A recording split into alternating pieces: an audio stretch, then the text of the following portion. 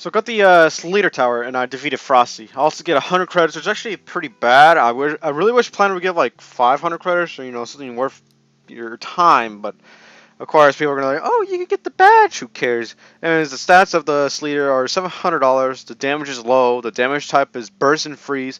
The range is medium, and the placement is only ground, not cliffs. Okay, so I guess I'm just gonna get my usual loadout for 1v1 and then just play by myself. Okay, so I'm pretty much just gonna play with the Sleeter at the end, because in the beginning, the Sleeter is actually quite garbage. It's not that great. It does 0 damage as well. Okay, so I'm at wait for, and I'm pretty sure I'll be able to place on Sleeter without doing much. So the range is actually pretty good, a bit bigger than the Flamethrower, but not that much bigger. And it fires in a burst of 3, and then reloads for about 2 seconds. As you guys can see, the freeze is almost worthless against boss ones, but then the Permafrost is going to do a way much better job.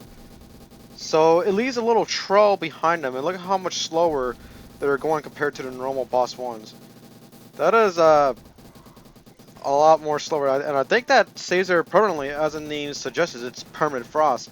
What's dumb though is that it affects lava zombies as well, making them frozen. I'm like, shouldn't it be damaging these dudes in? Like, they're made out of lava. That should be killing them, not doing just freezing, slowing damage. It should be killing them. But look at that drag. That is a pretty good drag. It's gonna do the same thing to the boss 2, as if the boss 2 wasn't damn slow enough already. It's gonna make it even slower. This boss 2 is going a tiny bit faster than him. That's pretty dope, I guess. How I need to focus on farms. I have been doing that. So it freezes the lightnings pretty nicely and makes them slower compared to the permafrost. Like, they're still pretty speedy, but not as speedy, I guess. I don't think the permafrost does any damage. Yeah, it doesn't do any damage. Oh yeah, it does. It does like 2 damage. It does 1 damage. Yeah, it does 1 damage. Okay, so I want to upgrade to radio, which is just pretty much stealth detection and a little bit more range. Then Arctic Gorilla. Alright, I wonder if that's named after me. Arctic Gorilla, that fires 5 burst shots, right? Yeah, that fires 5 burst shots, and it freezes zombies for 2 seconds, but doesn't seem to affect the boss ones that much, and it deals 5 damage per shot. Let's go and see if that's true. I don't think it's doing 5 damage. No, it's only doing 2 damage. So not 5. Alright, whatever. And then the Sub-Zero Hero. This should make it, yeah, machine gun thingy. Wow, that freezes the lightning's pretty damn good. That is actually really good for the lightning. Boss 2, how much damage did that do? It did like 12? No, it did like 4. I guess it was targeted by Golem Command or something. See, no, it does 4 damage, but it freezes the cheap zombies pretty nicely, and making the rest of the boss zombies pretty dang slow. Let's see what it does to the lava and boss 1. Nice. That boss 1, oh my god, that boss 1 is going super slow. Look at that. This is actually really good. It slows down these zombies pretty damn hard. It's very useful for the boss of it. I think this actually might affect boss 3 and boss 4. We're gonna find out though later. After, actually on this wave, it should affect boss 3. To make sure to have enough firepower over here, which now I do because of max gold commando. Alright, cool, don't even worry about that crap. And it does freeze out stealth bosses considerably. They're not as speedy no more. I think this is actually pretty good for late game. Prevents stealth boss rushes, buys you some time to respond better, or for your commandos to fight them on more. Let's see how fast, let's see how slow it affects boss 3. Nice. That is actually really slow. That is like the same effect of a flamethrower, but this continues on for the entire duration of its life, because it's not getting off. And I think this it's called permafrost for a reason, right? Nice, nice. It does damage the same zombie 5 times, so it doesn't spray out like the flamethrower. Like the flamethrower will target different targets if they are not on fire. However, this one seems to target the first one, unless there's 5 available. It looks like, yeah, it looks like there's 5 available. It won't do. Okay, I don't know how the hell this thing works. It's weird because it was attacking the same one, but now it's not doing that anymore. So I guess it has like the same logic of a flamethrower, but also of a regular attack tower. So that's pretty cool, I guess. This actually really helps out a lot because it just squeezes all the bosses more together, and max and splash towers like the motor or tuber will just help out greatly. Like the freezing effect is not really that great. I'm like, it's great for cheaper zombies, but not really so much for the bosses. I like the freezing effect for the bosses is garbage, but the permafrost is what makes this tower really worth it. I would say this is a tower more better for late game rather than early game. Early game is pretty garbage. Late game is actually fairly good. It will help you with the boss threes. The boss 3 rushes will be slowed down a bit, buying you some more time. Oh, damn it. I was going to record, but there was a boss 3 like this much in front of him, so that made a big difference. See all those boss 3s, you know how they're not clumped up as usual. Okay, one boss 3 escaped. Oh, wait, no, they both got frozen. Permafrost. Alright, so boss 4 is going to come on this wave, so we're going to see how the Sleeter does for the boss 4. Hold on, let me get max gold, thank you. I did upgrade my defense for more max motor, so I should be fine.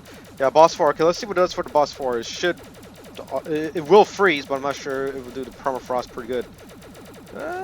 It just helps out a bit. Okay, and like, it's better than nothing, I guess, because these boss 3 probably would have been way over here already, which would have been way more threatening. So this leader is definitely more of a support tower rather than an attack. I would not use that whatsoever for attack. You're gonna die trying to use this as an attack. I'm like, because it will do well with the max towers for boss 1s if you spam them a lot, but it is certainly not going to kill a boss 3. No matter how much you spam that crap, it's not going to work. I would just use this for more slow down zombies, and that's the only purpose I would use it for. But for the money, it's not that great. The amount of money you invest into it for only a little slowdown is not that great. But we're going to see if it does affect the void or not, because we're actually pretty close to that wave. There we go, the void spawns. Verser is going to be able to target the void, also his friends, and let's see if it gets done. Yep. Okay, so let's see. Sleeter should target the Guardians. Hold on, let's go and see. Come on, Sleeter, wake up. Come on. And of course, it gets spammed by Mystery. So yes, it does freeze the oh crap! It actually freezes the Guardian's hole. That's actually very neat. The thing is that the spam zombies in the front is getting targeted instead, and it's done. Okay, there we go. The Sleeter's back up and not sleepy, but doesn't matter because there's still a wave of hordes. So I sold the Sleeter and replaced it with the motor, and the permafrost is still in effect for the Guardians. It goes a bit slower than I remember. Alright, so I'm gonna sell this motor because I don't need that no more. I'm gonna buy a Sleeter. It's right here, and it freezes those dudes whole. It freezes the Guardian's whole. It doesn't freeze the void whatsoever, but it does freeze the spawn thing, and it still gives the permafrost to the void, so it goes even slower. So what you could with the Sleeter is just simply use it once on the void and just sell it and replace it with a phaser. It will freeze the Guardians completely, but not the void. It will do damage to the void, but it does like 6. You're better off using like a golem commander or something cooler like that. Use anything else besides that crap. Permafrost is still there, despite the void being alive for like what 40 seconds, and I'm pretty sure the void would have regularly like been right here instead of well right there. So in my opinion, is the Sleeter worth using? No, it's not. I'm like, for a price of nearly 15-16 grand for only a slowness, kind of better off flamethrower, much cheaper price, and still does the same thing. It's just that it doesn't do it during his entire life, but still helps with slowing. I'm like, unless you were super rich, and maybe. Okay, time to selling off these golden commandos so I can start not killing it as fast. I want to kill it. Need to sell faster that I can kill it. Okay, come on, yes, come on. How much health does it have? Oh crap, it actually has still a crap ton of health. Okay, there we go. Only one golden commando. My goal is to kill that single thing with only one commando.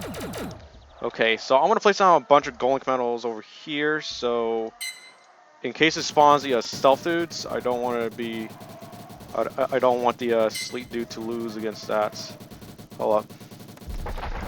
Yep, spam by that, and spam by that, and now it should be safe from evil spawn zombies. Okay, I'm gonna upgrade this for a bit.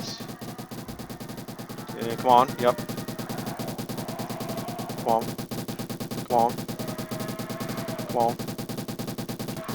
Okay, I think 140 should do just fine. And now we're going to proceed to kill it with the Sleeter. Yes, the Sleeter will make work of this.